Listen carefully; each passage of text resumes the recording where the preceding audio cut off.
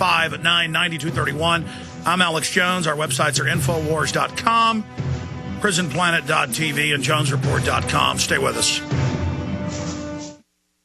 We're on the march. The Empire's on the run. Alex Jones and the GCN Radio Network. Hundreds of nations have fallen to tyranny in the last century alone. This is our last chance to not relive history. As we're finishing off this agenda, they'll be pulling the rug from underneath Americans at home. They have tremendous influence on our president and Congress, and they really are calling the shots. I think it's incumbent upon all of us as American citizens to pay attention. Fall of the Republic identifies the enemies of our nation, the criminal offshore cartel, hell-bent on destroying sovereignty, and on its ashes constructing world government. Tim Geithner, Bernanke, they're arsonists. They're asking for more matches. And the Congress is saying, who do we make the check out to? Today, it seems like nobody does care. And right now in Washington, D.C., we have seen a fall of the Republic. Get your copy of Fall of the Republic on DVD at Infowars.com or watch it online right now in super high quality at PrisonPlanet.tv.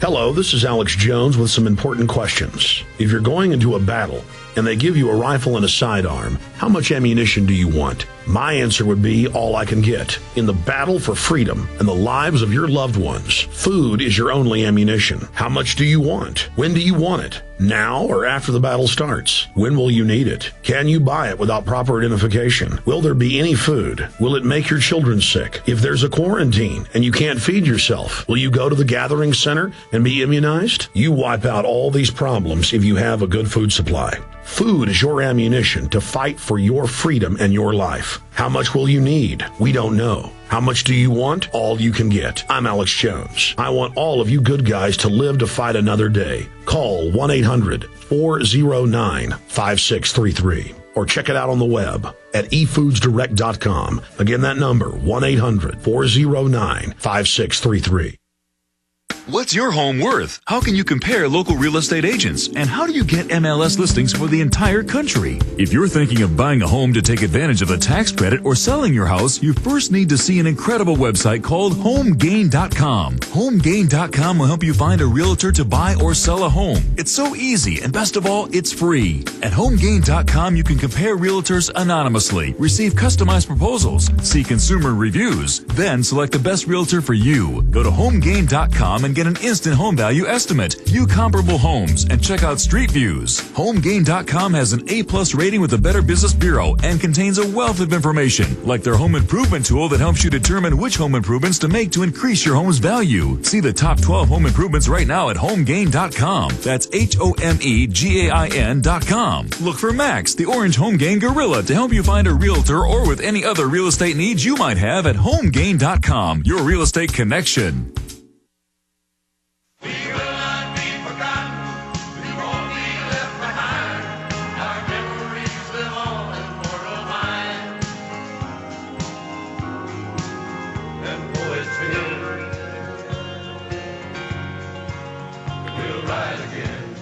All right, I'm going to play a clip from Max Keiser's television show, but I want to set this up first because Max makes a good point.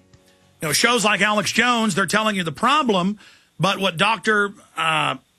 Levine is saying on his show is that with the Stockholm Syndrome, with this abused person syndrome, that if we don't then have solutions, it makes people depressed. Well, we are coming forward with the solutions. We're saying we are talking to the listeners the next few days, developing the boycott strategy. Just like we exposed Copenhagen as a fraud, the swine flu as a fraud, the banker bailout as a fraud, to empower people. Because if the mainstream media is just saying we're going to body scan you, which 90+% of Americans are against in polls, some polls are 80. The point is most people are against it. They just put it out like it's a foregone conclusion. That makes people depressed. I'm here showing people we can win, showing people we can take action, but that people need to be upset.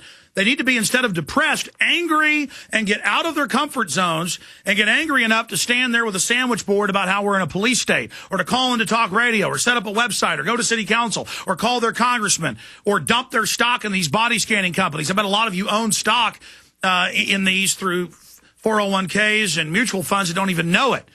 that we're not going to put up with these body scanners, that we're going to say no, that we know their strategy of incrementally rolling them out so we understand the conditioning. We need to say no now.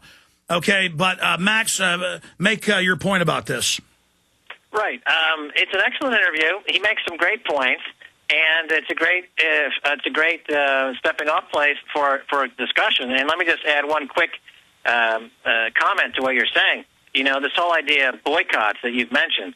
You know, I have always believed that the best way to fight the speculators and the rogue capitalists is to come up with a way to beat them at their own game.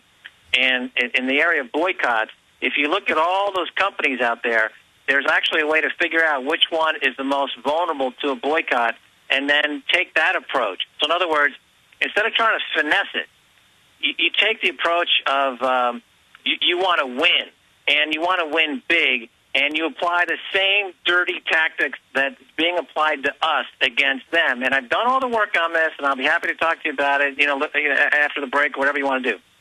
Well, here's the issue, and I'm not saying that isn't a good plan, but we need multifaceted plans. A lot of people don't have the money to go try to short these people, or the system has the tens of trillions that the central banks give them. That's how they're able to leverage and manipulate. Though, look at gold. They've been trying to suppress it, but they've been largely unsuccessful. So I think a general knowledge, a general understanding of this, that things are going to get worse if we don't stand up. I mean, I don't think it's... Hold on just a second, Max. Let me finish my statement here. This is important. Okay, there is a certain percentage of the population, 25, 30% from what I've researched on the Stockholm Syndrome and other similar syndromes, that when they're being abused, they roll over and defend the abuse. But 70% or more don't. 5% won the Revolutionary War against King George III. So my issue is, if I see a neighbor's house on fire and I run over and knock on their door and say your house is on fire, if 25% run in and start loving the flames, saying I'll hug the flames, I'll love it, that will make the fire go away, or I'm going to roast weenies, it's okay, because they decide to play the mental trick of Crime Stop that Orwell talked about, and they decide to just submit to it and to just go along with it. That's their fault if 25, 30% do that. I'm not looking for the cowardly jellyfish that hear this and just go, oh, shucks, I'm going to accept it. I'm here telling people we have a duty to our children to say no to this, Max. Okay. The problem, as I see it, with a multiple front attack is that you needlessly dilute your impact. You remember Bruce Lee and the 1-inch punch? You know, he's very famous for the 1-inch punch.